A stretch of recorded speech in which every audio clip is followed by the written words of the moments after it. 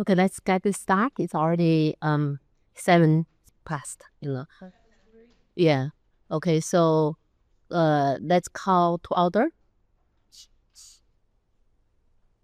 Commissioner Han. Here. Commissioner Shu. Here. Commissioner Zongstall. Yep.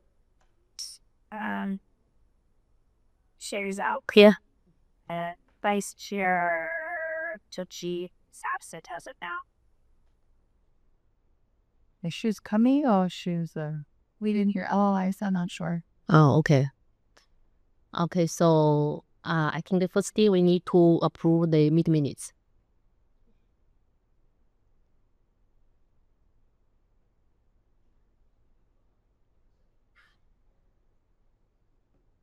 Yeah, this is the last meeting minutes.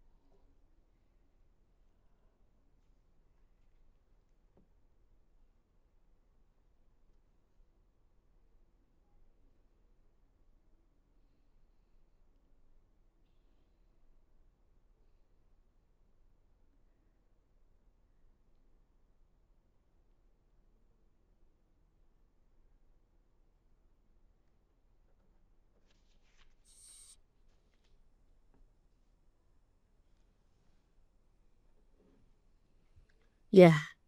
So I name update. No, I think it's fine. Okay, I make a motion to approve the minutes. I second it. Okay. Terry was second. Thank you. Okay. Yeah. Let's go to the old business. Yep, sorry, when's the vote? Okay. Sorry. A vote. Yeah. Can we do a quick vote? Commissioner Sakifal, abstain. I suppose abstain. She weren't here for most of the meeting. The motion?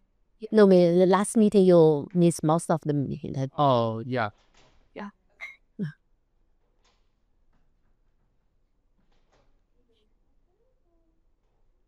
It's okay. Yeah.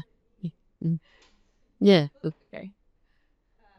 Probably later in the Tina's.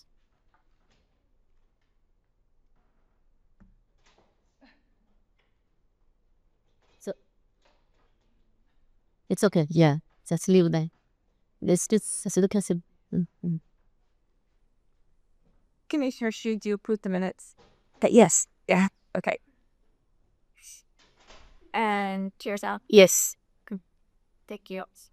Motion passes for one abstain. Okay. That's good.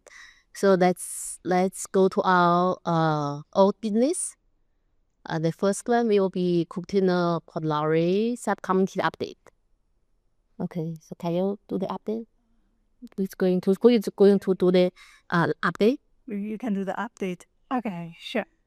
So we attended the Poet Laureate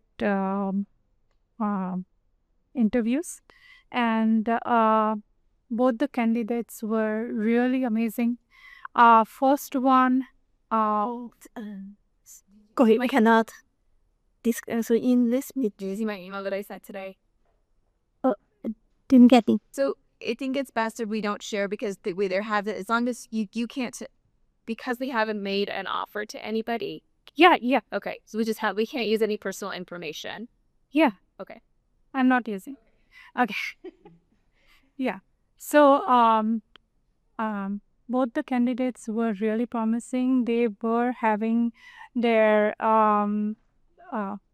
whole year's planning in place.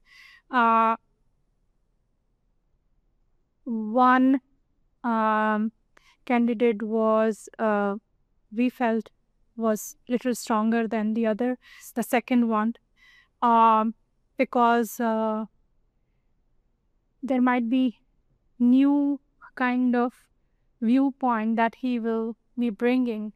There might be new audience, new fresh audience will be provided. Their tech savviness was one stronger than the other. So presence, network presence or social media presence was much stronger for the second one rather than the first one. We felt like given the task, there will be new, fresh outlook to the whole poet laureate thing. So it was very wonderful to meet both of them, and even the arts commissioner, she was also favoring the second candidate more than the first. For her, in her opinion also, the second candidate was more stronger than the first. Do you have any more update? Yeah, so the total number of the candidates only two, and Yes. they are very actually they are very different Yes. this time. And we invited the art commissioner and the team commissioner, but it seems like this is a final week, so the team commissioner, they cannot make it. So we are wondering if any team commissioner want to join the interview, is it okay for us to schedule a Zoom meeting in July to?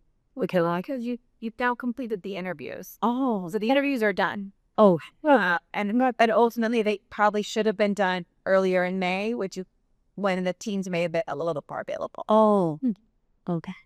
So the timeline was designed that way. We just needed to reach out sooner. Okay. Then from now to August. So what are the next steps Yeah. for that? It's in the playbook, but the next steps would be you will get together as a committee and let me know who you selected. You will make that offer to that person.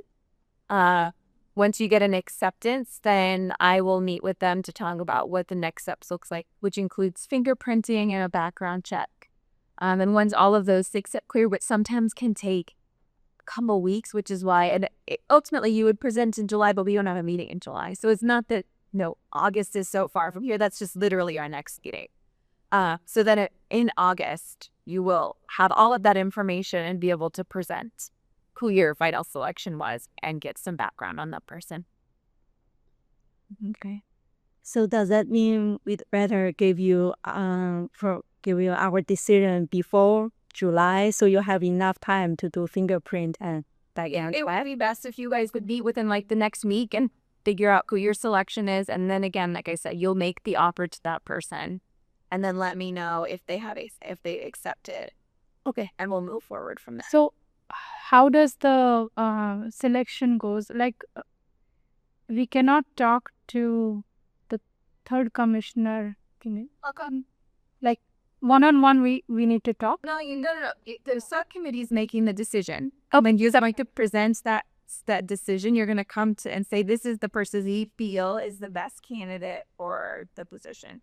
So yesterday, 3 of us in this room to do the interview. So only 3 of us can make decision. Okay. Yeah. Actually, I think you already have a decision, right? Seems like you already have a decision. Then probably next step is make offer to the candidates and let Molly know. Okay. Okay. Thank you. And if they want to talk to me about logistics before they accept, you're welcome to give them my contact information. Okay. Sure. Okay, so then next will be new business. So in the April 1st, Library Commission special meeting, written communication. So there are some, email, right? So regarding the function of the library, probably Brian can give some update. Yes. Happy to address some of these points that were brought up. We'll probably try to be quick about it, but do stop if you have any questions about what we're talking about here. So I'll go point by point down this first letter that we received. First, again, they're pointing out our hours on Saturdays and Sundays. They would love to see it extended through to 9 o'clock. We, of course, were facing off of the budget that we're given, so to best part Italy, we fill as many hours as we can, and I'm happy to say, and not to brag, but at Cupertino, we are open the most hours out of all of St. Clair County Library District at 72. I don't know if it's a close second, 71. Oh, it is the primarily all library in the county, not just our system. But that is true. That was true. No audible in LH. So the second one there is about the enforcement of quiet rules.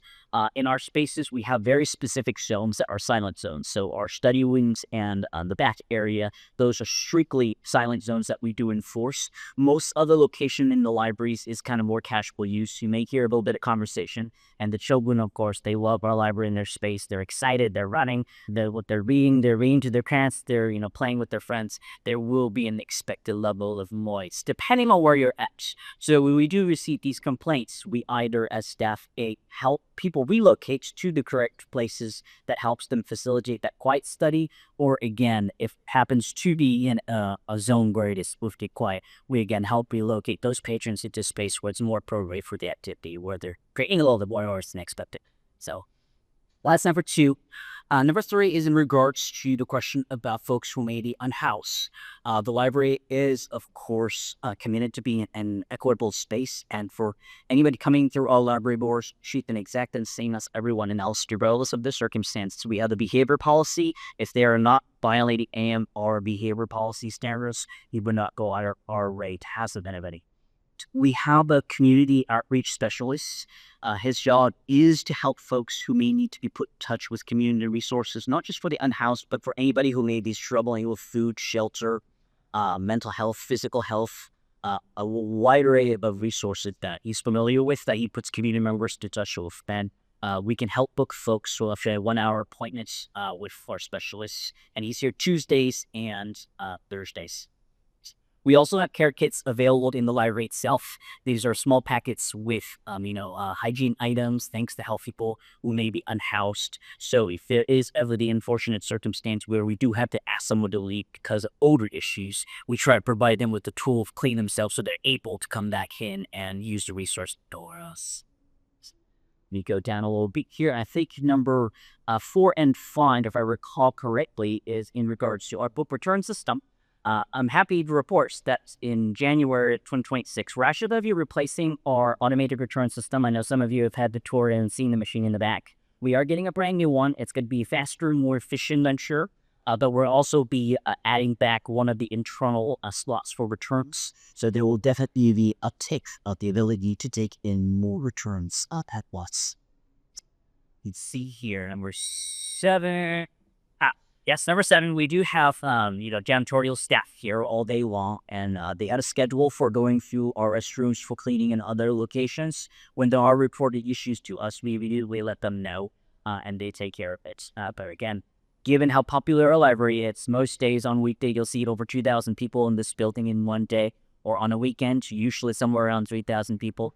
Messes are unfortunately a part of the job, and we try to get to it as quickly as possible. And we always encourage patrons to let us know as soon as we find out that you get cleaned off. So, number 8 is in regards to how folks check in to their meeting rooms when they have a looking. An automated system, no doubt, would be seem a little bit more efficient, but for us, part of the customer service element is having staff involved. Again, we don't ever want there to be conflicts between patrons because one is kicking another one out of the room and they're arguing about why I just ate 5 more minutes. It's far easier for staff to have that conversation. We can be professional about it, and we can offer anyone alternative space. If they need a little more time, we can try to find another resource and get them daily, rather than have 2 patrons get into an argument about which time it is. So personally, I feel having the staff involved is actually a good thing, not necessarily a bad thing. I think number 9 and 10 is more in regards to the city's jurisdiction, so we'll pass that ball back to the city. And I don't think any of us will complain to have a little bit more green in the library, and we all know parking's a interesting situation just sometimes when we get a little bit busy. So we'll pass that back over to Sage. And again, I think number 11 is tied into the question about space for the children. That's the that the email also brings up. So again, much of the concern that they have is over the amount of space available for families, children doing work. So I'm going to just show you a quick showdown.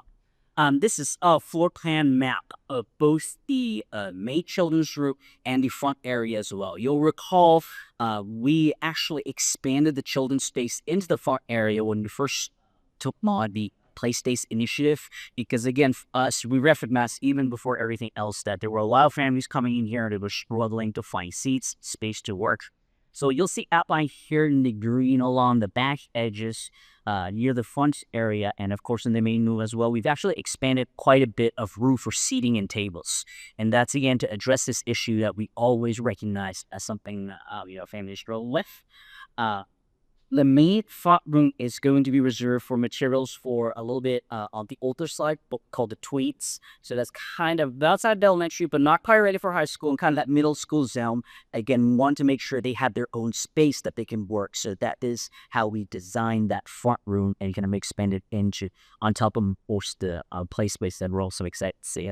Everybody is going to be very, very excited when they see the paints, but the artwork. It's just been amazing. We've had at this point 2 locations here. Yeah, it's like 2 weeks on clay. Milpitas is on its way as well, and I can't wait to see what we get, what our designs look like. What's our station. So that's kind of the responses that we have for these patrons, which we reached back out to them very directly to kind of communicate that to them. But if you have any questions or concerns, I'm happy to fill that. And portion for deep any tips, and I'm happy to answer questions. Sure. Can you scroll up the first page? Yes. The first page?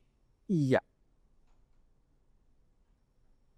So, what was the first one that you're going to apply? The 9 p.m.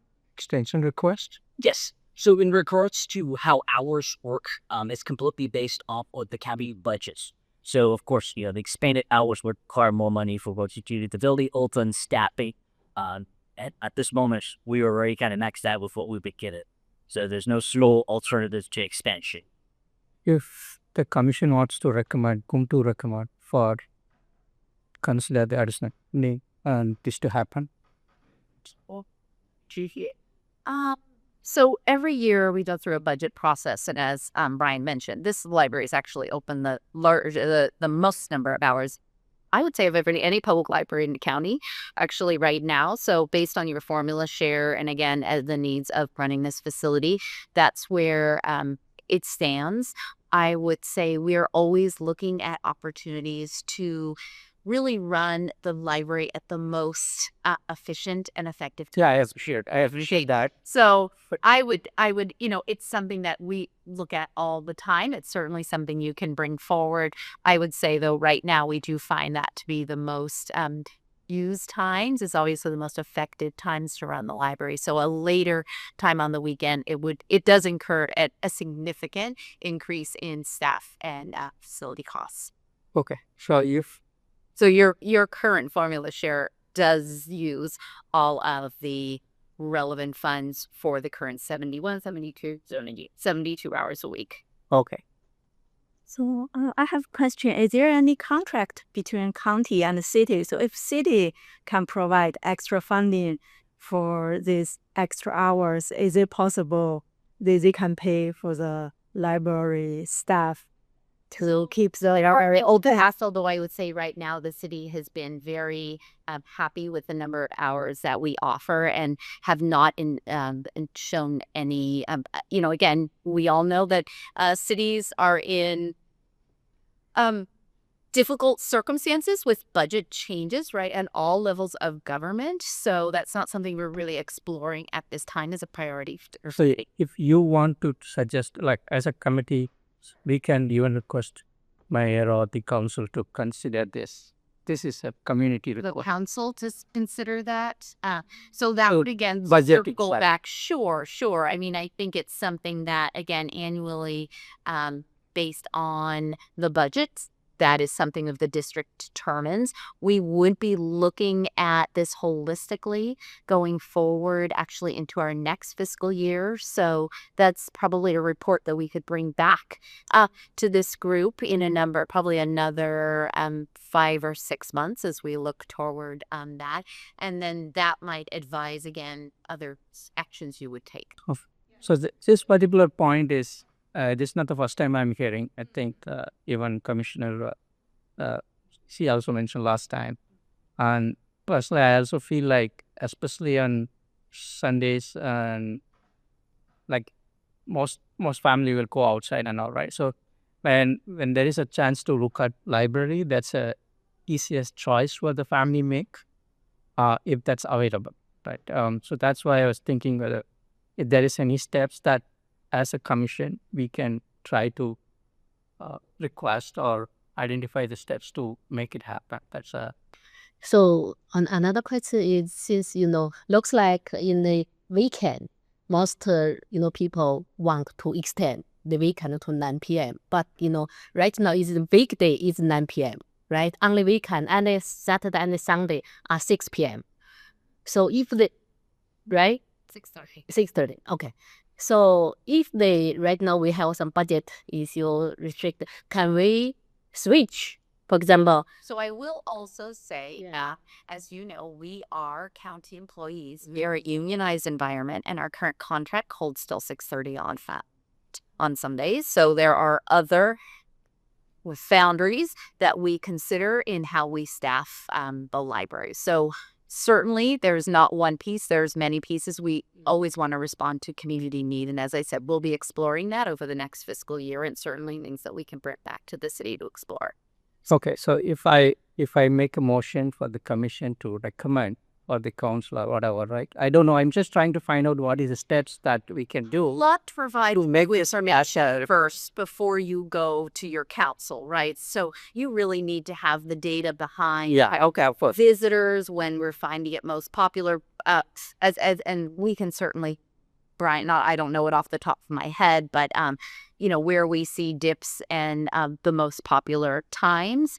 And so I think if that would be something the commission is interested in looking at, knowing that I know it seems so far away, but in the next few quarters, that's research that the library district will bring back to the commission. I think that's probably a good start for you. So if I take a steps to reach out the community, like the people in my area and the Cupertino groups or whatever, right? Next door, to take a poll from the Cupertino residents and figure out if it is need. Does it make sense for that data will help? Well, we already have some data, and let me circle back with Bryant in terms of, again, we had a community survey that was done at the end of last year, which we have some data points we can share with you. And then honestly, a lot of it is, I will say that we are so grateful for the enthusiasm that the community shows for the library. They always say they want more. That's right. That's always what we've done. But we do need to find the data around visitorship and, again, what's possible within our funding formula and how we can reach the most number of people with effective hours. So I think if Brian can bring back some information from you, that might be, again, another point of where might we see some holes and activity for the commission at a later date. So at least as a commissioner, my job is to find the community need, Absolutely. bring it here, and then find a way to navigate that. So that's what I'm trying to do. I understand there is other logistics issues like your unionized timing and other stuff. Sure, that's something. Yeah. Maybe the other Well, just a reminder that as citizens, you are always welcome to go to city council to bring your concerns. But our budget just got approved last night for the next fiscal year. So that was exciting for us. So we won't even be looking at budget stuff for a little while now. But if it is something that, people in the community feel really strongly about, you can always have them go, and that's a place to voice their opinion. chair meets the mayor every month, right? So this is what the commission feels. And I believe that it was on your talking points from the last. mayor's meeting? Last mayor meeting. Right. Yes. Yeah. I'm talking about this, but where I just talk about the meeting, what the community already point out something. I think the mayor know this. But it's the whole budget issue. It's the mayor cannot make a decision by herself. I think she definitely will hear this concern. So in here, I think probably we can think more option, for example. But I don't know, just like I'm thinking of switch for example, Monday, Tuesday, we can close on 6:30, but in weekend, we can close on 9 p.m. That's will not increase the budget, right? If that's the Just so It's just yeah, it's 1 hour doesn't necessarily equal another hour. I will also say that one thing the library is looking at is how to provide innovative services that maybe aren't full services in terms of access to holds and various things. So we'll continue to look at how are we expanding things and access for people with technology too. So those absolutely are me. Yeah, so for me, like the weekdays also important because I come from office and then stop by and then look at so that makes sense. And weekdays is from family perspective, and if from budgeting side, so it's my personal opinion, not as a commissioner, as private citizen. What I believe the best investment anyone can make is for library to make community to learn more or get knowledge more. Right, that's the best investment I feel. So that way, I was trying to find out whether if we can make it happen. Sure. And I have a question. So you just mentioned from the study, so current hours is the most effective hours you found from the community outreach. But I remember several years ago, the library hours on weekend was from noon to 6. And then county decided to extend 2 hours in the morning. So from 12 to 10 a.m. in the morning. So at that time, is there any community outreach or maybe survey? So you got the conclusion the community want extra 2 hours in the morning. And so more people want in the morning than at the night. Is there any study like this? So county makes this A decision. number of years ago, I want to say, what year was that, Brian? It's before my time. I know, I want to say it's 20, at least 7 years later, 17, maybe like 2017.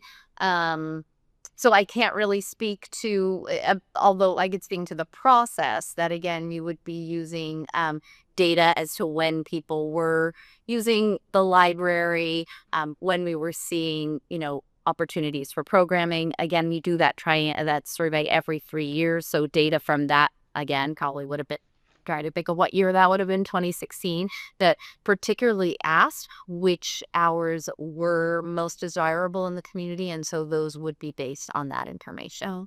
Yeah, so I just Usually remember. I don't remember that. So maybe I think it's a good point. Maybe we can put in the agenda, for next time, ask County Jennifer to share the survey results. Because now we have the, meeting, every other meeting. I think, get less this kind of exposure. I remember when I first joined as a commissioner, and there is a survey, and we actually studied extensively, discuss it extensively, item to items. And, some of the points here is very points. That's how the quiet space along the wall was added, actually, while I was a commissioner. And I worked, the area with Claire, right? So with her and another commissioner, me and another commissioner, we called a working group. We need a more quiet space, and so we visited other library, how they, how many quiet space they had, how they sign it, and where we can expand it So that's how that was added. So yeah, I think So maybe holistically looking at that, and I know some of that information was shared with you. I'm trying to remember what month that was. I believe it was January. I don't remember what months you guys. When's your next meeting? February. Yeah, August.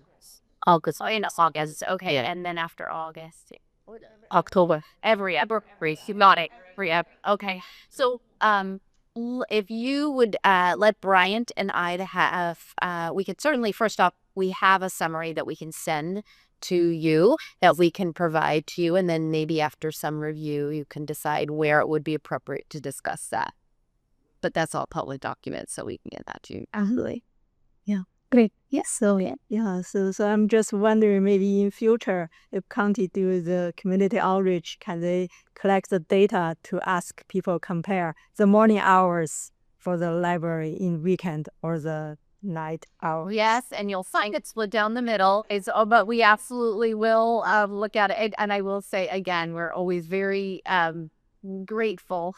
The answer is always more, but we're always happy to investigate what we invest in your community. Yeah. So I just agree with the chair if it's possible to shift some hours to the Because this is the request, right? So looks like not Right, this is one. And of course, we are serving thousands and thousands of people here with all different, like you said, different people have different needs. So we will absolutely look at the data we have and the next steps on that. yeah. Also, like you mentioned, like 1 hour is like not equal to. It isn't, 7 to 8 on Tuesday is not exactly the same as, 10 to 11 on Sunday. But again, we do Bryant, I know, and his team do their very best to ensure that you have, full staff so that you can offer full services at the relevant times with the right staff. And I'm happy to pull some data from kind of the hourly breakdown SFC. And you'll see that the pattern tends to be there are dips, as Jennifer mentioned, either, lunch hours, not that many people, everyone's running off to eat. Evening hours, you start seeing that the equal down, except the way you open, the less people there are to actually enter. So that balance is sometimes found in looking at the hourly days and rather than just complete foot traffic. So I was here. So when we hosted some booths in front of Cupertino Library in last several years, and we noticed in the morning time at weekend, not so many people, not so many. Yeah, and from 5 o'clock, there started to be more and more people, and a lot of families, they just take their kids come here. So yeah, just we do housing rate systems that try gather that data. for us. Okay, so I actually, my home is near the Calabaza Library. So sometimes, it's not very convenient. So Cupertino Library actually is doing mostly very best because, in the Calabaza Library, Monday, Friday, they open from 12 to 6:30. And every day they close at 6:30. And they do not open on Sunday at all. So compare those, looks like Cupertino, I do appreciate the Cupertino Library and the county to, open, 7 2 hours a week. But however, since some residents have have some, requests, probably we can think about how to, either switch or what option we have to, meet the request of the resident. Yeah. So another person, Brian, you already response to the. That's right. Okay. When it initially came through, we tried our best to I personally tried our best to respond within 24 hours to all communications. But some of them began kind of lengthier, so we tried to be all details with the Richter saw. But yes, we didn't want to miss the opportunity to kind of let you know our thoughts are. Okay, thank you. So in the future, if the resident ask the same question, probably we can, at least we know the reason behind this, right? Yeah, so we can give some summary. Yeah, thank you. Yeah. So I just crossed the first point. Second and third, right? Like the maintain the just second is point that when you look at the third restroom side, is it possible, because you were mentioning that like if there is no paper or some towels are missing, right? Whoever is there, whoever is going to the restroom, they need to inform back to the front desk. Then you guys can service it back, right? That's the how expectation right now. Well, we have the janitor has a schedule during their work shift where they check each bathroom, one by one as they're walking through the library space. Of course, that takes time because they have to clean each space before they move to the next one. But in between their cleaning, if there's any issues and we report it, we just radio that, and then they go take care of the specific dresser. Is there any log you guys like ask them to maintain? For example, in a corporate companies, right? There will be always a log. Whenever they change something, they just enter there, right? That will basically help us to find out how often and what is the time period it's basically crowded, right? I'm not aware of anything like that, but we can certainly reach out to the company. It's not a big deal. Just don't print out, and then the guy who's going to put that paper back, they just need to. This is just publicly available in the bathroom. Is that what you mean? Usually there will be a stick, like they put it in the cover or something, and they always use the holder. Yeah, just kind of let this was last cleaned. Last clean, yes. So last clean or last paper change, whatever, right? So that would help.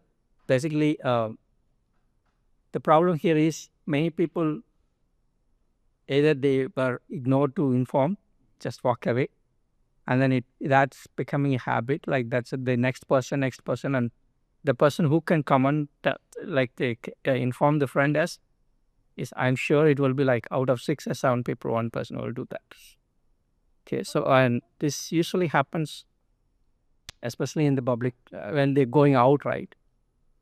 When they finish the library visit and then they go out to home, they go to the restroom, it's not there, they just walk away. Okay, and when they see that, okay, this again many times, at least 3 or 4 times, not many, 3 or 4 times, my friends like, is it because of budget? Well, the contractor is actually through the city, I believe, because I don't directly engage with them in terms of their schedules or what they do. And I can certainly reach out to the facilities manager at who works for the city to kind of find out more details about what we can do to boot the process.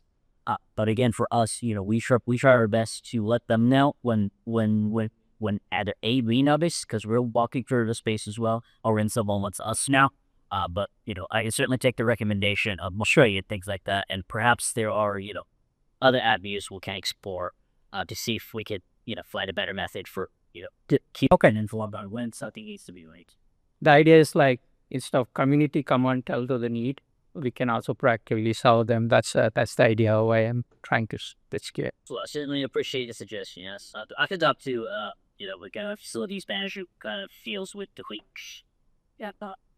And then the other suggestion is like when the book return, right? I see that at least many weeks that written book machine is always faulty. I see that it says that used other machine. Oh, that was been broken years now, I think. That's why we're getting the replacement system. Yeah, it's all one system, so that's part of the reason why I'm paying the replacement, because it is getting up there in age. But once the new system is installed, there will be the site and opening pitch. So this, according to this mail, I like this. Can we make this as like so-called no paper print library, in the sense like no receipt will be printed? So it's kind of enforcing the people to be a digital transaction, both receipt taking out and returning. So it automatically logged in. I don't know whether that's possible, but it's something like I see some of the airports are like no smoking airport, no announcement airport, something like that, right? We have to check with the vendor to see if that's an option to get an email receipt. The challenge that I do see is often folks may have multiple accounts, in the family where they're returning for friends. So it's not always one, library card that's having items returned. But again, I think that's something we have to ask the company to enter. I'm sure that he said To your account. So, you can log into your account on your app or online, and it will show all of your returned items. So that essentially is, right, recently returned, it'll have that on there. Right. So it means like we can basically completely remove the printer and then the paper. That will save a little money. But I prefer you have some the print the paper printer, so I immediately know the book is ridiculous. Yeah. We get a mail, like you immediately you get a mail in your phone that also gives that. Basically, it's kind of like how to say, it's a e-print or a digital to avoid this whatever that environment friendly kind of. I certainly think that would be an amazing option if they have it. But again, I could tell you from experience working with people from all walks of life, there will be just as many people who will be like, "Why did you take away your receipts?" That's Then another email will come in. They asking for the paper print. Yeah. But right now in checkouts, you can go full full email receipts only. But still, every day we gotta change the receipt because some people I heard that pay for receipt for 2 days. I don't for sure keep up. Yeah, that's right. That's why I was trying to see if we can still make it like this library is digital library, complete digital transaction library. That Because way people, sometimes emails land up into junk mails and people don't check it, and they'll come and say, "Where is my receipt?" It's okay, that's a very odd case, but yeah. Because it's, yeah. Because I usually see that due comes that notification week before, and then auto renewal I get the mail. So that helps me to make sure that I'm not missing the deadline.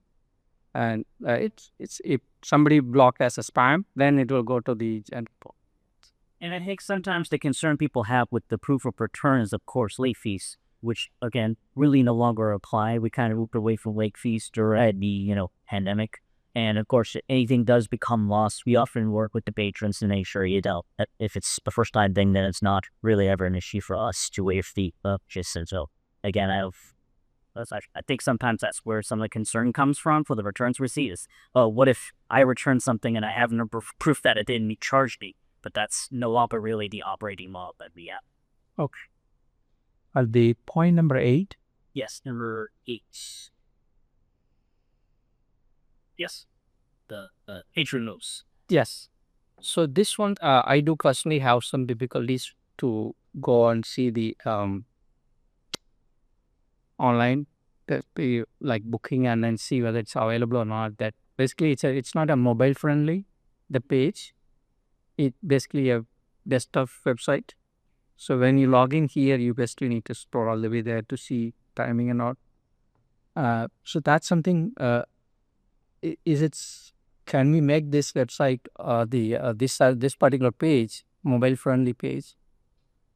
We have to explore. I can look. I mean, yeah, it is part of the whole website suite of services that we receive from Biblio Commons. So, my understanding is that it is as accessible as we can. Just see, there's a mobile accessibility button, but I can look. We can look. Sure, yeah.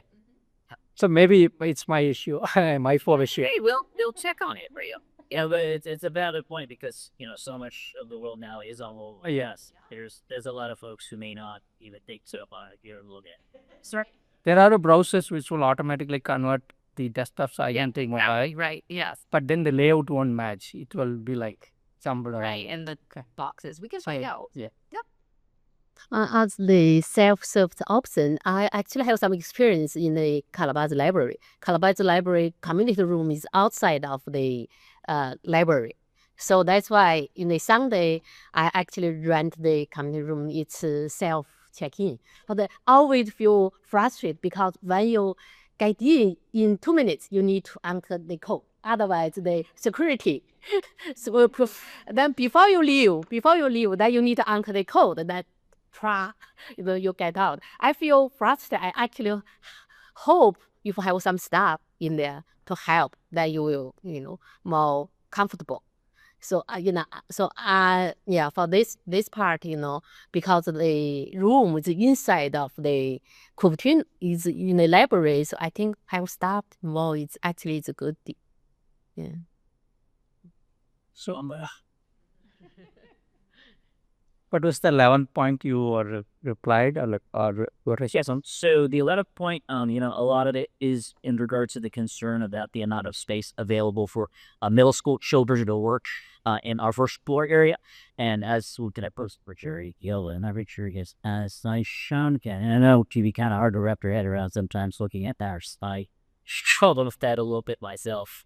So this is a map of our entire first floor. This here is the front rip, that kind of front area right before you hit the elevator. And you'll recall before we transitioned kind of the children's space into that front room, that was actually all adult space. So there was actually even less space for the children and family to work in. So part of what we did during the clang phase for Parabury in the Canted Play space was re-examine how our floor space works.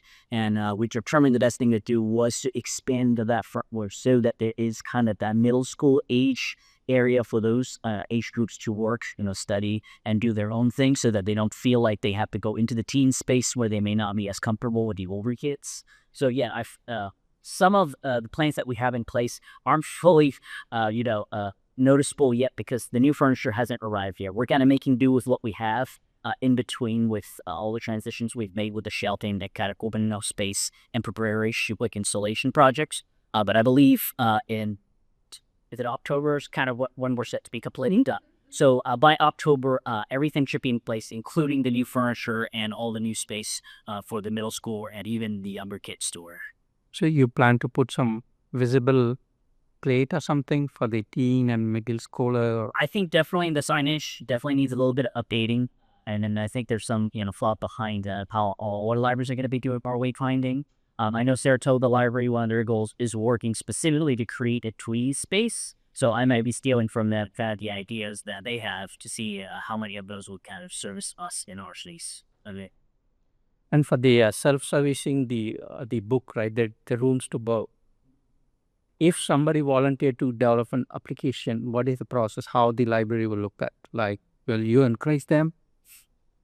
So everything is, so we're policy, everything's a public, it would be, any service that we have goes through a public procurement.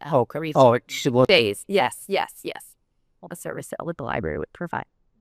And I think, again, one of the challenges with anything kind of homegrown is as soon as that person's no longer available, suddenly no one knows how to update, skill set to maintain it. And if we did switch into that environment, that person disappears. Oh no, we can't. You don't have a clue. Where anymore? What do we do? So that's one of the challenges in why we kind of tend to stick with kind of bullet entities and things that we know we can rely on. Okay, so if that's the case, then if there is a new app, then it will all fall into budgeting or this process tips. Of course, yes.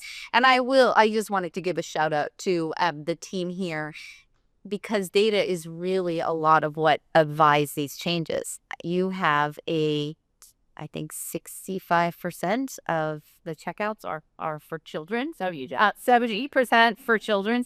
And as you can see, that wasn't even designated for families. So you've had this square footage inequality really for the kinds of people that you were serving at the library. So his team really gave thoughtful consideration to what could we evolve, what could we make positive change to create this. So we're really excited about this fall, where we'll be able to make some of those transitions, which I think will really be an immediate impact and win for the community and who uses the library. And I have some question regarding the parking. And so someone talking about the parking, it will be question 9 or 10. Oh yeah, because in last 10 years, I can see the permit parking, more and more permit parking in this parking lot. And I'm just wondering, so is that only city makes the decision? Did they have any ask about the feedback from library, or city can make the decision? And just as they said, they think now because of the reduced traffic, we see a lot of open space in the permit parking in the daytime, but the other parking are always full. So if we want to push the city to decrease the permit parking space, what the community member can do? Should they write to city council directly or write to library commission? Yeah, I can find out for you, and I don't know the answer. I don't. The permit parking's for city hall employees. Like I don't work at city hall. I don't have a permit as city employee, so it's not just for everybody. So like when I come at 2 o'clock on a Tuesday. Like it's part of my party Sue. But I'm not sure who the right person to talk to is. So let me find out and I can get back to you on that. So is there each employee working in this city hall have one parking space? I don't know how they Okay. calculated it. Okay. How they determined the number. A lot of that was done pre-COVID. So not 100% sure. Yeah, probably it's time to review because Cupertino level parking is really, really terrible, 100%. Yeah. Also been here where every single parking spot, including those spots, have been taken. So I'm not 100% sure. But I'm happy to look into it and get back to you. Yeah. Yeah. And I want to share some information. Last time when I joined the volunteer appreciation lunch, and some volunteer like the ESL teachers, and they said they come here to join the library program, and they come here to teach. So they are wondering if it's possible to have some temporary parking permit, which allows them to park anywhere. So does that mean they need to go to the city to ask the question? I'm not sure on that, but I can find out for you. I'm not sure how the permits work. So the permit only for the city employees. So how about library staff? So you'll notice there's actually two permit types outside the C and the L. C and the L, the furthest along the kind of started with the dumpster is the trail.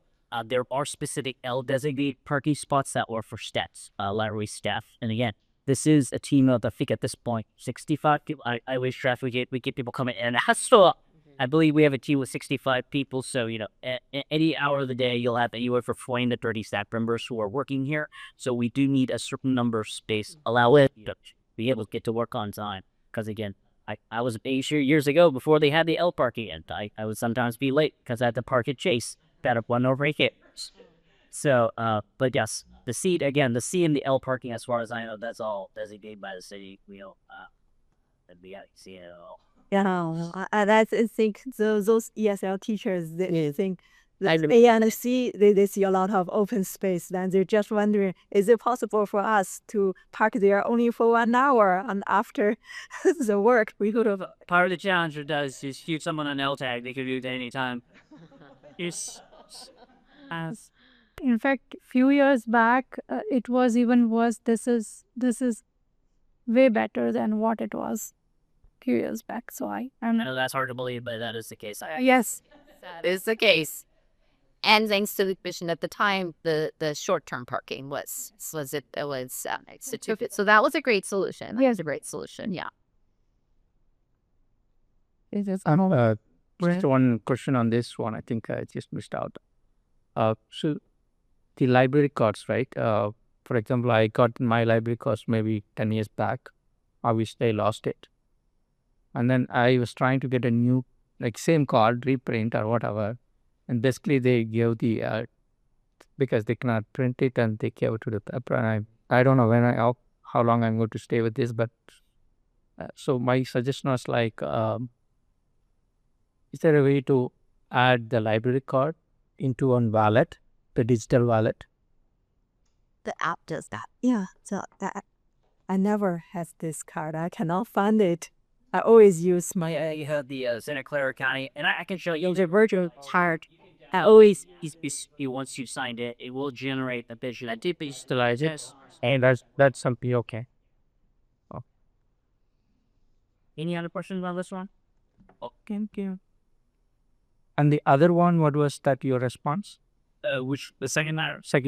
Again, it was tied into the concern about the children's space and the latter for the middle schoolers. And yet there was an explanation to them of kind of how you'd expand into the front room, and we're just waiting on yeah. I saw a few students and parents here, so we need to go through the process, or they can talk first. Oral. Oral. So when you were like anybody who's here to speak, I thought it was somebody who's just here with you. No. Actually, they are students and they resident. Yeah, Cupertino resident. Students, Yeah. and topics. Oh yeah. Discuss. What were you interested in speaking to? Was it one of these items, or was it something we're going to talk about next? They just observed the meaning, so I would think They don't want to see cover.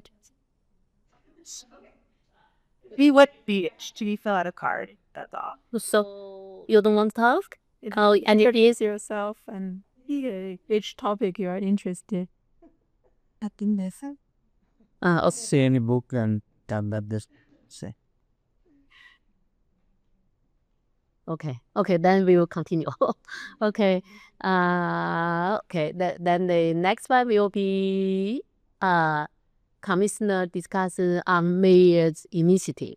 Yeah. Probably Qing can talk about. Yeah, I think I, get involved at the way beginning and started as the mayor's state of the city and speech, and this year is Cupertino City 70th year anniversary. So Cupertino City was voted to become a city 70 years ago in October 10 or in 10th, around that time. It's a vote, and it become a city like by total like 200 some votes. People voted and incorporated as a city by the margin of very small margin. So now today we have this beautiful city, and mayor's initiative is support the collect story from the residences here throughout these years, all new, and so I just like mayor. Actually, we talked to Brian briefly at the state of city evening, and I believe Lee, was there. It's a very casual chatting, and I think we were like brainstorm ideas. That's why it's agendized how to as a library is a beautiful space. And since I was involved at the beginning, I represent CLF and try to collect some data, and I saw some very interesting data points. Like one of the CLF board member, Orin, he was a mayor before. He shared with us when he was a mayor, like the 50th year anniversary. They create a video of those from why the city was informed. It's very interesting. So I think a residency should have the opportunity to know about it. It's a party for our city. So I know I talked to Mayor. Mayor said that city will have some kind of events at the end of October. But I think library can, as a space, beautiful space we have, and maybe have some. I know historical society, they have some display, but the historical hiding over there. So I don't know how many gate count they have here, but over here we have this gate count. So like we talk about we are marching towards a million a year. Okay, so I think we'll have more visibilities and for a lot of residences, I think we'll be able to see it. So I think my thoughts or like goal is, maybe we can work with library as a commissioner to support the mayor this initiative, and at exactly the first, I think that's a week like October 10th. Could be a complete different event, and actually will be a complete different event from what the city's plan. I believe that was the end of October, whatever city is planning. And we here, we are collecting those stories and have some kind of display here. And this is a beautiful space. And, I traveling with Brian briefly during the AAKI Multicultural Festival, happened right here. And we have a lot of residencies with our booth. And Brian already helped, like, hey, it's October, but it's only 4 months away. And knowing how popular library space is, and so this was the idea, And I was thinking, we all can contribute, like have some old photos or have some kind of like a screen display, those stories, interview stories, or like show whatever, Oh my God! So Yeah, so maybe at least put some flyer stand on the counter at the entrance of library so people can see mayor's initiative, the website. That's another idea. Yeah. But let's look at this one. So, Brian, do we only have a screen in this room, not the other room? Oh, we have. So the other room and 201B was the one we kind of talked about, central being a slot. We only have television screen. So that is one that could be used for displays and it has audio as well. So it is kind of more be along with kind of case. That could be a potential location. But again, depending on cut size scope of what it is to be, we can explore it for potential locations. That's why we have today's discuss. Yeah. So you go ahead. I just provide information background, and we can continue as a commissioner. We discuss, maybe if we want to support, or if that's something we want to do, or like if we want to do, what do we do? Or maybe since city have the events already, we don't have to bother. So I just want to open the floor for discussion. So if we are doing the contribution from library, just a suggestion that if we can keep just a small writing pad and ask people to write about their experience about library and so that can be on the display board. They can just take a sticky note and put that there. And library expansion has been done. How we could gather photos of previous years and put it as a display along with those notes. So that's. I think the 70th anniversary is a big event, and everybody in the Cupertino region should know more history about the Cupertino. But as the library commissioner, probably we can form a subcommittee to discuss or to put more effort.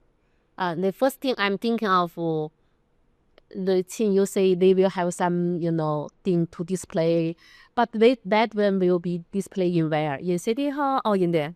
Just we were like in the library, not in City Hall, just in the library, like in that. Yeah. I almost thinking like the format.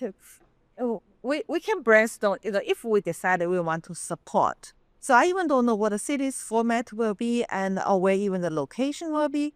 But in the library, it's like the AEPI event may also have the arts display, right? So it's like have multiple panels.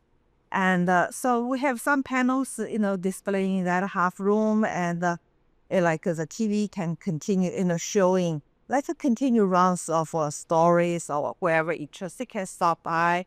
And or like, I even don't know, if the display can be extended like outside of the room a little bit. I don't know about the rules, for library. I remember one time, I saw some like a big post on the print of the window right over there. So it's all things, just to make it more like a festival and have because of the foot traffic for the library. And I want to have a more like even I'm not aware this is 7th year, and I live here like 25 years old, right? 25 more of the 7th year I tried residency of Cupertino, right? Yeah, so it's yeah, indeed.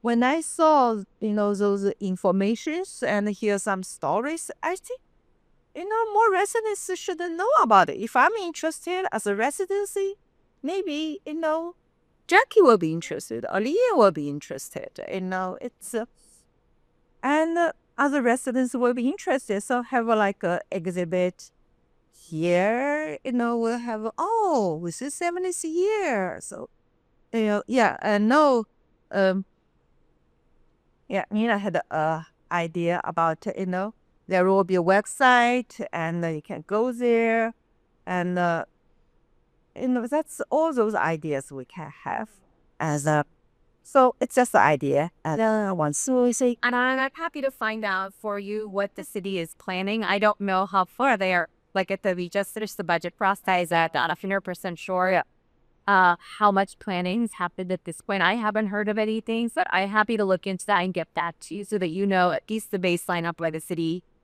and what these need to do.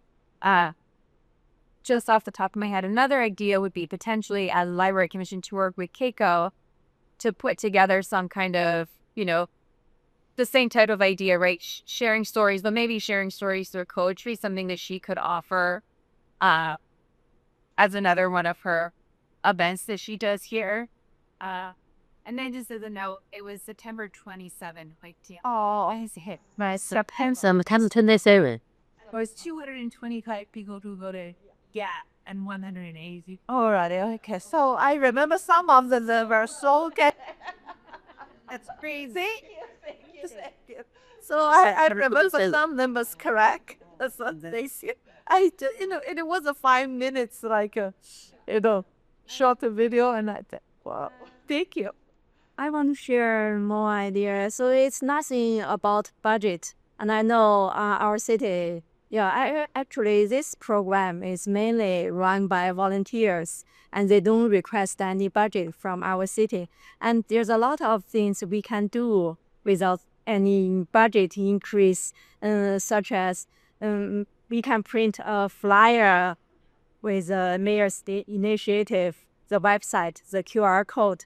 And we are just wondering, is it possible to put the flyer stand In the library, in the at gate. the check-in table so people can see the flyer? And last, Stand, the big one. I have the small flyer stand, but if on the check-in counter, maybe people can scan the QR code. And last time when I met our mayor, and she said she want to put some flyer at the entrance of the library, and then she just realized, the flyer was moved to the inside. So she was wondering how the decision process, so who decided to move the flyer to the inside room?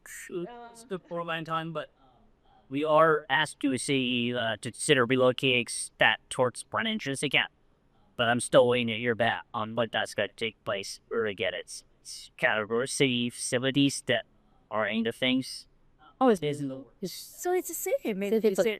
Oh, those like They're gonna make it. She was And surprised. this year, I don't know what took place. Start on the location. It could have been a request from our end. But again, much like the actual physical relocation and kind of facility kind of updates or upgrades is done through the city and not through our own physical stamp. So it's a little bit, it's not often as simple as it's like someone contemporary done that. So actually, the mayor was surprised why the flyer was not there. In the past, they were so convenient, and I'm not sure if she asked the city staff. Maybe she was too busy after that. She just forgot. But just let you know, she wants to put her flyer at the entrance. Relocates to the lot. Had a class. Right, yeah. Watch coming, so yeah, a little bit of this. Yeah. So just to kind of move this item along a little bit. So Okay. for the sake of time, if this is right, I'm not sure if you feel like the library can support events or whatnot, flyers. I mean, Eddie Kubo has been happy to work with the city in terms of promoting, or in this case, this spring, or doing an event in our state. We just need the information in terms of the logistics, what they have in mind. Again, I can't give the promises if I don't know kind of scale, and we have to try to be flexible in terms of kind of what people are purple scale as well, depending on which resources we're trying to tap. But we're always happy to explore that and kind of buy this. Great. So then it would be my suggestion to, if you can either form a subcommittee or as private citizens, you can, reserve these rows and plan events, just like people have done in the past for thanks. Like trying to remember who did the Diwali event last year. Right, so you just work with Bryant. to put together a room and you did a development. So in that fashion, you could also do something for this. I think I'd rather, because this is a mayor's initiative, so I think it's better we work together as a commissioners, just maybe form a subcommittee. Yeah. And then, Brian already could tell me that, that room can be reserved for the second week of October. And then, subcommittee can decide the scope or like material, and other commissioner, we all can support the subcommittee, right? And So if we do a subcommittee tonight, that's fine. yes, My recommendation would then have that subcommittee work on something to be able to bring to the IS meeting, so you would get buy-in from the rest of the officials. Yes, otherwise, we're not just going to have a subcommittee who's going to work on one event. They're going to need to bring it to the commission. The commission's going to need... So we need to make motion to have subcommittee. Most likely a subcommittee, Yeah, I would like to make a motion to form a subcommittee to support the marriage initiative. Yeah. The motion should be who should be on the subcommittee also. I would like to be. I would like. Everybody likes. Everybody like to become a subcommittee. That's great. I will go with. I cannot. Okay. So, but only 2 people can be. Say 2 people, right? You can't have a majority working on it. Okay. But again, like if you don't have just 2 people and it's not official city business, like I said, you can also, create events and do programs at the library as you did the 12th. So how about this? Since everybody want to, support this, and we can schedule a meeting because you want to join and you want to join, right? This If it is like as she said, I can also start something separate too, right? Like my interest is the mayor initiatives and Cupertino history need to reflect in the kids side. So I'm trying to find out either to bring this kind of initiative to the kids level, writing out, ask the kids to go the Cupertino history or some kind of things. And then that can present it to the mayor that we want. So let's see. Do you want join subcommittee or you want to start by your? Yeah, if there's a space, I can. Otherwise, it's right. So if you guys want to work, that is fine. There's no space, then fine. I want to. That's it. Okay. Since I'm going to vacation, I want to share some information. So the volunteer team, they already have flyers, website, and they had the banner, and the mayor said it's okay to print another banner because it only costs $30. So just let you know all the material you don't need to worry about. Just you want to get space to get more footprint to more exposure. That's what the volunteer, the team they want get more support. Okay, let's do this. Since both of you want to join the subcommittee, you can be the subcommittee. I'm not in the subcommittee, but I will always support this. Definitely. Whatever, anything, any information, anything. So, no. I'm not. Because She already said CIF, for the CLS side, so I don't want to, wear 2 hats. I represented the CLF to support the mayor's initiative. That's why, I agree to share what I learned from CLF side and what is available. And I, hopefully, so I already, just to let you know, I've been sort of, under the table representative citizen talk to Brian, and he already kindly, tell me, that half of them can be available. Junkie, feel free to form a subcommittee and come up with a plan, bring to the table. We can discuss next meeting. Is that okay? Yes, both of definitely I'm always support. Sure. So anything you need me, anything need me. So it looks like all the commissioners. Motion. I have So you're making a motion. to form some committee for Composer Vice Chair Jetchi and Commissioners Lateral. yes. And they will bring back information and ideas to the August 3rd for me. I can't remember the tape that is. Oh, you see it. Okay, thank you. Thank you. Do we get a second? I can second. Okay. All in favor? I Great. thank you. Just So, yeah, thank you so much for the support. And it's kind of exciting to see this, Surya supporting to this mayor's initiative. Yeah, right? Okay. okay, let's go to the next item. Okay, the report update, something monthly update report. Okay. Process images, updates. Do you want to change? See it? Here we go. Yeah, bit light time. Here's our June reports. Again, just quick scare some of the numbers that happened in May, pretty much in line with what we expect face law, the monthly results that we see from last year and the year before, although we're seeing a bit of a creep up in those numbers. Checkouts, we have over 104,000, 16,145 borrowers used their library card for checking out library items and all library system. On average, we have about a little over 13,000 items sitting on our both shelves throughout lunch. 91,000 people took advantage of online resources inside our library, and gate count tracked 68,814 people coming through our doors a day. You'll see that we have 717 room bookings, so those are all the media rooms that you saw.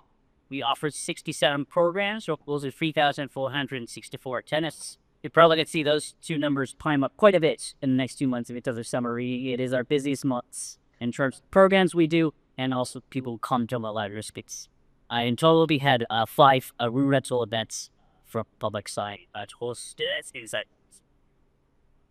just be vast photos that I find interesting to share. We had Pure Taito come in May. They were unfortunate and unable to make it in June, but they were kind enough to show a little bit early so that we wouldn't miss out on performance. We had Hannah Parks, Dell Scares, Kids to Explore, and Sneak Coil Bot Craft. In fact, at your lead, if you want to drop by the children's reference desk, you can see the coil bots, the color been done. They're very pretty. You have picked them all up. I think there's still like 8 or 9 left that you can see on the projects. The old kids picked up all the old directs. Can't get that. Wait to get their names on it. I'm pretty old.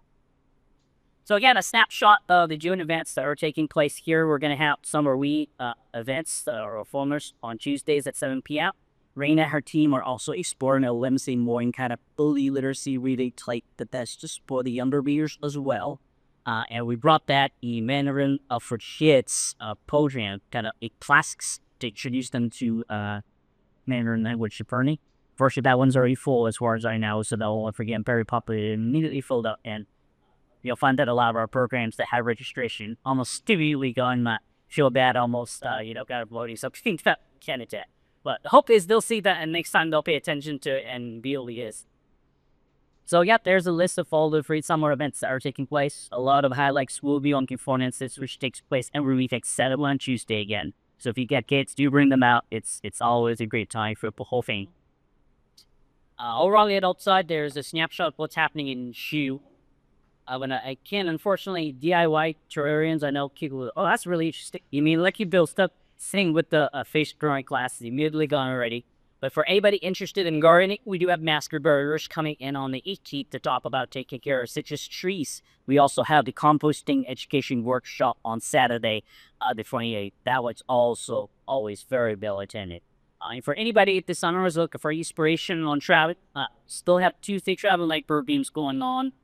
And it's the neat about Cambodia and Vietnam with shows. Amazing photos, amazing stories, and these stories they're very ill. Over on Teaser, you got a tease that halls already cast, but I should have got some photos where you guys see how many people were in here just as extra space for study. But we do have the watercolor workshop, the Science Heroes Expand Sing Day. So we'll see a lot of fun stuff happening in the Teaser as well. This is something that we started last year with the Sport TO Library Foundation, and we brought that in this year. So this is the summer music in the Courtyard series on Sunday, now at 3 p.m. now on the Courtyard. We have a total of 9 performers coming in between June and July, and you'll see a very diverse cast of skill sets, have singles, instruments, cultures. It was an amazing turnout last year, and I suspect this year's going to be even bigger because now I know that it's I believe the first event on the first, we're going to call in 200 people attended. So get the chance, do join us. It is of lovely components that we have. I already said they. You'll notice that I'm dressed a little bit more colorfully than usual. This is our summer weekend uniform that affects that. I'd encourage us to wear about Wednesdays. For those of you interested in what we're getting this year for the adult signups, you get this nice little tough bag for it's full and useful, but I told this all the craze at Trader Joe's. So I went with it. So until low. I don't know. Over on the teen side, we've got the usual packet. This year's the theme is Ludlow Outdoor Library, so kind of tied into the gaming bits. So you'll see that they got many roots to the little Dungeons and Dragon dice and a read list for the teas and a pencil bag. And we also got a pencil and bookmark for the children in June site. And Barstairs, basic registration for children, they finish at the end of the year. Us up in and our summer reading with us, they do get a book to take home. For the adults, on the adult side, there's a raffle for a prize. For any bistro, the checker share will see time day for the adults who've been, and teas get $5 gift cards. Each starts. So finishing prizes for those take it all the way to end. But just signing up, you can already get your bag, you can already do stuff. So I highly encourage them to do it. June portion was probably bumped as well. Take a look, keep an eye out for all the different displays, crafts, and events that we have taking place throughout districts. We were outside on Monday, the 2nd, for pride raising, flight flag basic ceremony. It's beautiful events, and we're very happy to be able to support our community. I always try to wrap up by kind of touching upon the resource books we not be familiar with. Two Santa Clara County Library districts supposed to sign up for the Sure Online High Schools program, whether it's to get or these thing for complete or from program. For anybody who's looking for resources to reach the higher education, because again, often people want to jump in college. You do need those derivatives. They can come through the library, get extensive course in their education years. So yeah, anybody has questions about it, feel free to reach out to me. That is on our website here. And finally, we are closed on 19th, so order about 2 seats. So that will be for Monday will be closed. Any questions? Can you go back to the list of events that you put? The list of The June. the progress. Yeah, progress. For adults or kids? Kids. So, or adults or kids. So, how I saw that one mail came that I think copied you and the commission, I guess. So, I replied back. So, what kind of steps they need to follow to get into this list? Because that's a financial literacy for the kids. So, yeah, I think I know which one you're talking about, because we get quite a lot of those kind of requests coming in. There is 2 ways they can go about doing this. One is through the library. They can submit the library program sponsorship application. Also, that is us working with them, getting rooms, doing the marketing, and basically making sure that folks know about it, and it ends up in our Cali. We get a lot of requests this way, and they usually only get a response from us if there's someone we're interested in working with, and we got to evaluate each application if MCM. The second method, of course, is they can book Mutual One as an event space, and again, as long as the program that put him out that kiss the criteria of what's allowed in the community areas, then they're welcome also to kind of do their events. They of course have to do their own monthly kind of work out there. We're not if flyers on our loyalty war, but it is not a library sponsored event. It does not end up in our promotional material. Again, just to avoid the confusion. Yeah, between what's run by the library was see all of these. So, that particular kid seems like they're going to 9th grade and they had started teaching about the financial literacy, because the kids goes to the shopping and they take the items from the shelf and nobody see the price. And these kids are trying to create awareness that what's going on, and when you pick something, why that, right? So I really encourage that kind of program to be like kids who are coming to the library get some knowledge as well.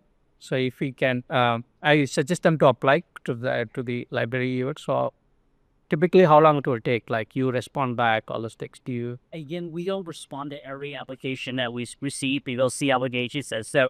We only respond to those we're interested in working in. Generally speaking, we see it as it comes in, and usually it's something you want. And finally, see the week or two, someone will reach out to that. I know, again, because of the volume of quests that we get, we kind of have the battery issue up. I often encourage kids who have these ideas to do the room rental first and host their events so that they're able to point towards an experience they had. So, hey, I had 24 show up. This was what I did at this library, and then they stand a much better chance of getting that go ahead. Was not just our library, but any libraries. Because we kind of have to make that evaluation to as we bring it into our space at the over. And I have a question. So we have so many great programs. I'm just wondering, do you need any summer high school volunteer for this program? We have a very robust volunteer process. How fast we usually have too many people application. We tell them, well, you can't have to wait line because generally I think we ask for let's say the 3 or 6 month of that. Sorry, get back like senior. So you need to be able to make a certain level of and then you fit through the training and then you come into that period. And then we cycle people out because we want to keep other people the opportunity to volunteer with the library as well. But again, that volunteer application process is online. I just can't give everyone the morning. It may be a while before you it's a very long list of people trying to be. Also, so that's not for the high school or summer wallet. So no, we don't really do kind of. We have that list we full fact. Yeah. So there, we always have an active volunteers coming. Very rarely do you have one offer for fits. When we do, it's usually with the team librarians if he has specific events that he's refer you for, and often that comes out, each specifically in the teen area. So if someone's interested in something like that, I would recommend keeping an eye on the teen space area because he'll have flyers count. Again, you try to be fair about it. If you folks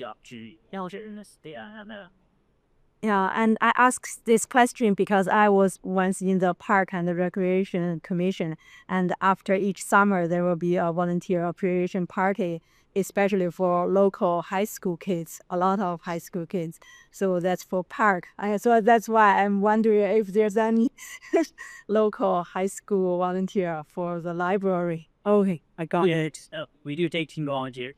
They have to be 14, or if they only say. I think there is one question. I think so we may get a mail. So somebody asked me the same question about opportunities for high schoolers and volunteering windows, like when you guys are opening your application course, because looks like they were able to get a voluntary hours from Sunnyvale Library, but they didn't get a call from here in the last 2 years or something, and then eventually they went to Santa Clara to the Milpitas one, the other one. So basically they were trying to find out whether Cupertino has any voluntary things going on.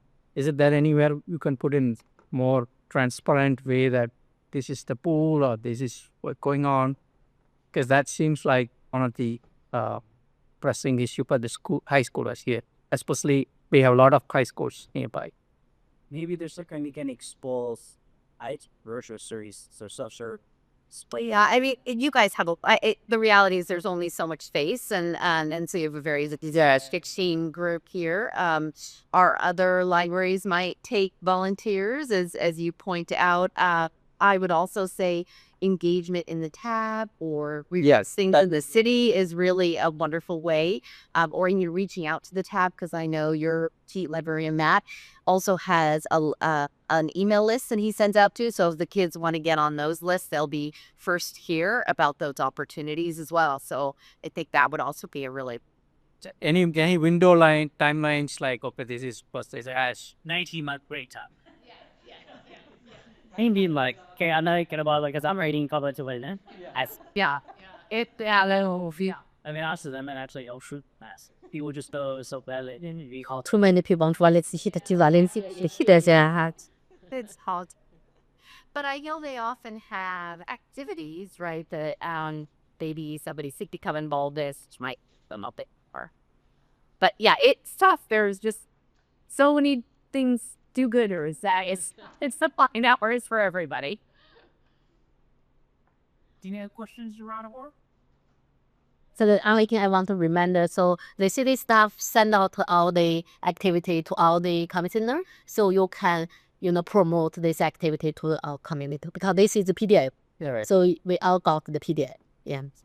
So honestly, it is paused for me. So if once you send it, maybe if I have questions, I can. Yeah, of course. You can always reach out to me. I'm always going to communicate proposals. Here's what I'm here. Okay. Okay, so the next one will be Cupertino. Yes. So I Jennifer Reed, I'm the county librarian. I seen some new faces. It's nice to be with you tonight. Bright have done a great job of kicking off summer. So that obviously is a very important time in libraries. It's an opportunity for us to pick up the baton from our schools. We know that children will keep reading and learning over the summer, combat that learning loss. And reading is really good for any age, right? So I always love kind of the information about, obviously, as you read, you learn, and also memory. Right? As you're reading, you have to you really have to continue to strengthen that muscle as we're getting older. But it really, if I'm thinking about the characters, the plot line, right? That keeps those wheels spinning. So while you can fit one book in the bag, I encourage you to read at least 5 for the fries this summer. We're very excited about it. As Bryant pointed out, it is Pride Month. Please look for the displays all over the district. We very much look for the opportunity to really talk about all the wonderful collection that we offer throughout the system. As we were talking about, that's something we really pride ourselves on the depth and the breadth of that.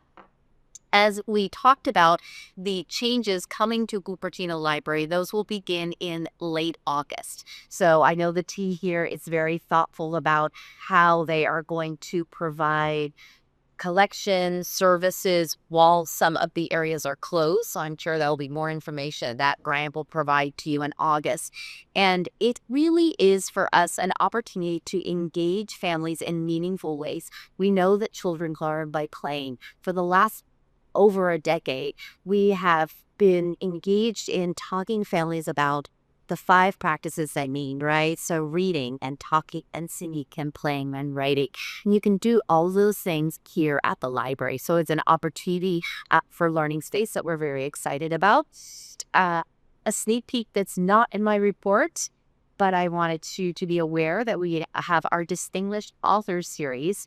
The news just broke that on July 19th, Daniel Silva will be here. He's a spy thriller author, very popular, and he will be at the Heritage Theater in Kimball. That's at the evening event, so more information is on our website there. Happy to take any questions, and again, nice to meet you, to be here. Thank you. Thank you. Okay, so next one will be staff and the commissioner report. Yeah. I will try to make it fast for you. You saw a whole bunch of summer events from the Parks and Rec Department. I do want to lead with a ton in my report that Jess gave me, but you mentioned opportunities for teens to volunteer. We do have a new program called REV. It's Recreation Event Volunteers. And all of the events city puts on, so like Earth and Arbor Day, our Halloween event, some of the holiday events. We're always looking for volunteers, and this is a good way to sign up to do it. It's just a 1-day commitment, so you can get hours in if you need it here or there, and it's super helpful for our events. So if you do have teens that are interested, it's on our website. If it's not, I can send you the information, but it's supported by our teen recreation coordinator, and it really was a brand new program, and it's really picking up a lot of momentum. So kind of an exciting opportunity within our department. So event updates, another very exciting one. And the Jollyman All-Inclusive Playground ribbon cutting is on Friday, June 13th from 1 to 2 p.m. in Jollyman Park. Blackberry Farm is now open for the season. You can find all of the information about Blackberry at cupertino.gov/BDS calendar. We have lap swim, open swim, swim lessons, QT and Diptych sites available to rent. Our summer concert series runs for Thursday, June 12th through August 21st from 6:30 to 8:30 p.m. at Memorial Park Amphitheater. On Friday, June 20th, we have Disco at Dusk, which is an intergenerational senior center event that'll be here at Community Hall, 6:30 to 8:30 p.m. And advance registration if required that way. We have our May 4th of July celebration coming back this year. Swoop at the morning. So we've got pancake breakfast in the morning, a fly racing, and children's parade. There's a concert at 10:30 a.m. All of that's at Memorial Park. And then fireworks are at 9:30 p.m. And the viewing sites are Creekside Park, Cedric Elementary, and then Miller Avenue. You could visit cupertino.gov/4th of July for all of that information. We have our Cupertino campout coming on July 19th, just Saturday. It's overnight at Creekside Park, so you can bring your tent and get the real outdoor camping experience. And then finally, we have Shakespeare in the Park, which is Saturday and Sunday, July 19th, 20th, 26th, 27th, and August 2nd and 3rd, from 6 to 7 p.m. at the Memorial Park. For the camping at Creekside Park, it's only on that day you can camping there, not the other days. And bring out a big movie screen, so they have fire hits, so they do scores. It's a really fun experience for families to come out. We typically get about 200 people at which day that?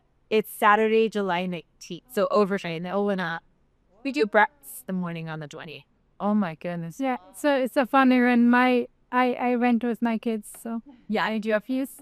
And I also want to share some thing about summer program. So this year, it's about the Cupertino. So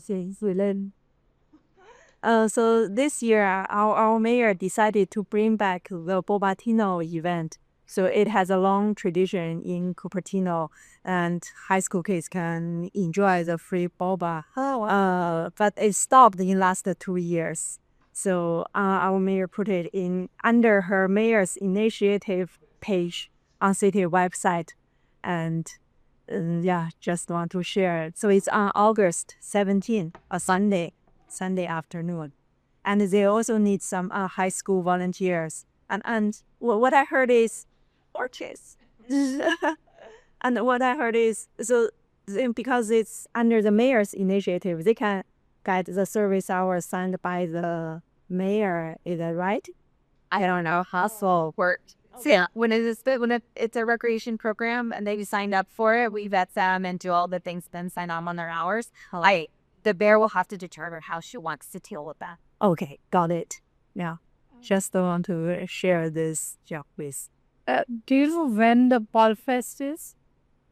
I don't know. Actually, I don't. Think it's September. So there's the calendar. There's the master calendar on the website that has everything that we know of. That might have volunteer opportunities for teens too. So for the mayor and the commission meeting is next month, which day? You know what? Just put that in my information. I'm unsure, or I can get back to you on that. I'll let you know. It's So there may not be because of summer? because of summer. Okay. So maybe that's why it's not. She always puts it in my outdates, or Okay. maybe it's canceled and I'm just not aware. But I'll let you know. Okay. Okay, sure. Yeah. Okay. Future agenda setting? So yeah, that one I just want to bring maybe some inputs also. CUSD, I think I kept her in the loop chat. I don't know if she ever looked at it. It's CUSD superintendent is okay to talk to the commission to see how CUSD can collaborate with the library to have any like ethics for students kind of programs. So I like to see the library take advantage for our kids, Cupertino kids, collaborating with the school district. So that's one. She basically interested to talk this week, and if I don't know whether we need to have a subcommittee or something to talk to them, or just like find out what, because they also have some early learners program or something which they want to see if they can put that in a library and spread the word out. I mean, I don't want to speak for you, but it seems like the easiest thing to do, because ultimately you don't decide programming in the library. Libraries So work on programming. So I think that the best thing for that would be not for the commission to be a middleman. Connect Cap. Yeah, we're Then I switch me opinion with. Okay, sure. Yeah, I think again the programming you kind of children's staff and supervisor is balls for any data base. This letter space But yeah, I'd be curious to hear about what they have. Yeah. You know. Because definitely I like to see the Gilroy programs, other libraries they have you showed right last time about like AA big kind of programs. That's more for the student focused, especially for the high school students and the middle school students. Yep, well, I'm always open to exploring to see how we could create that partnership via Blabber. So yeah, please, if you have contact who's interested in talking to us, show that or chat me. And again, I'm happy keeping the loop as well, so you can. Okay. And I also want to add some information. So this year, the president of CUSD board is Jerry Liu, and Jerry served as library commissioner for a long time in the past, and he also in the library Foundation. foundation. Yeah, so he always want to add more collaboration between the school district and the city. Sure, he's familiar with their process already, so okay, yeah, first, see. Right. Yeah, that's what I just wanted. Okay. So that should be a discussion or agenda or But probably you can, work with the brand on that, right? Yeah, directly. Yeah. So next meeting probably you at the subcommittee of Mayor Initiative. Okay. Probably they can. Okay. Yeah. Yeah. Okay. Yeah. Then I think that's anything else. Yeah. I think that's all for today's meeting. Yeah. Okay. E44. Thank you.